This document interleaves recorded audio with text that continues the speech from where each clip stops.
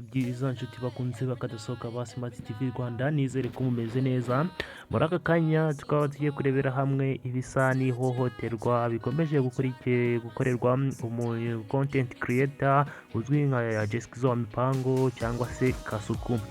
Abantu benshi bakoresha imbuga nkoranyambaga by'umwihariko TikTok bagomeje kubona zimwe muri content zigaruka kuri Jessica Mipango uzwi nka Kasuku zitamuvuga neza, aho bamwe bakoresha inyamaswa abandi bakabikora live bose batamuvuga ineza. Ese Jessica Mipango uzwi nka Kasuku araziriki?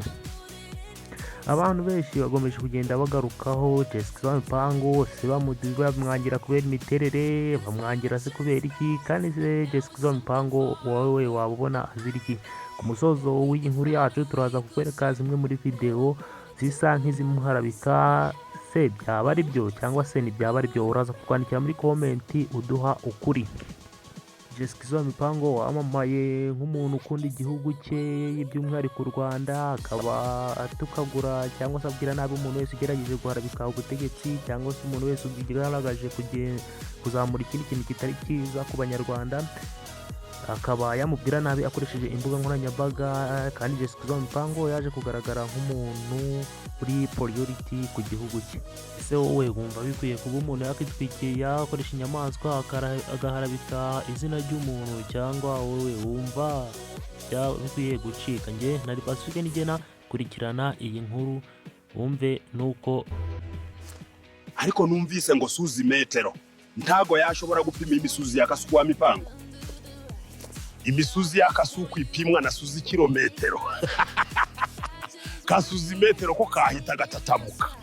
Numvise ngo imisuzi ya Kasuku yirukana imbeba zose zaba zihishe mu nzu. Niba ufite imbeba zakuzengereje, umusuzi umwe urahagije ngo zose zishire. Bivuze ngo umusuzi wa Kasuku ufitanye isano na bombe atomike. Kasuku yabishatse yagurutse amabati yose ya karitsiye akoresheje umusuzi umwe wonyine. Ngewe ndashaka kumenya izina ry'igikoresho gipima imisuzi. Ibyo nuru cy'abana bakita suzi metero.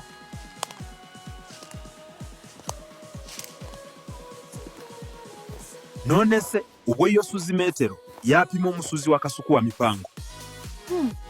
Reka imisuzi ya Kasuku ibiremereye cyane. Suzi metero yahita itatamuka.